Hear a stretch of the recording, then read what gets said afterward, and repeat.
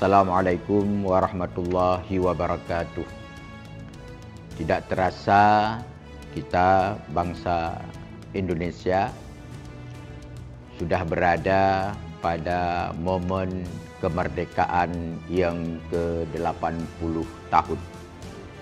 Kemerdekaan ini dicapai dengan pengorbanan jiwa, raga, harta, dan lain-lainnya.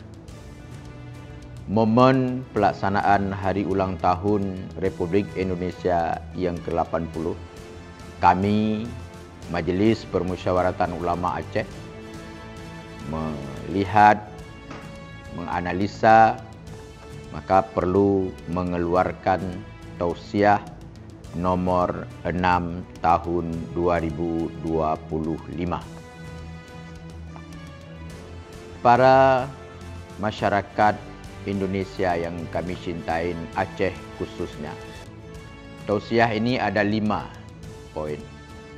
Yang pertama, peringatan Hari Ulang Tahun Kemerdekaan Republik Indonesia ke-80, termasuk dalam hari-hari besar negara Republik Indonesia dan tidak dilarang di dalam agama.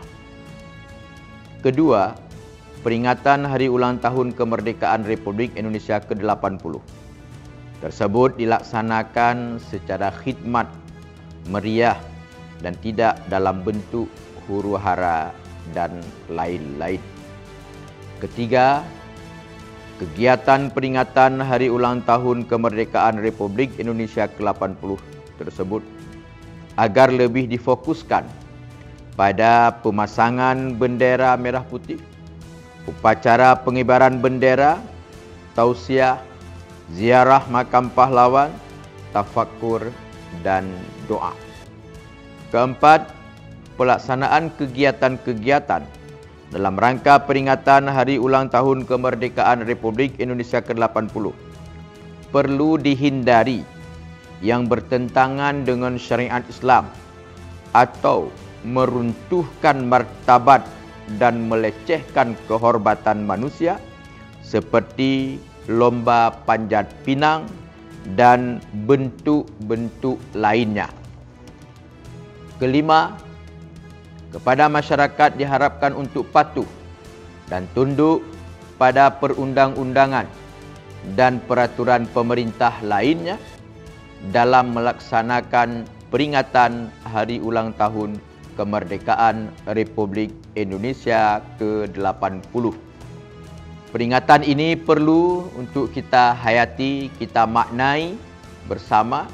Kita syukurin kepada Allah Subhanahu wa taala atas begitu besar nikmat yang diberikan kepada bangsa Republik Indonesia ini.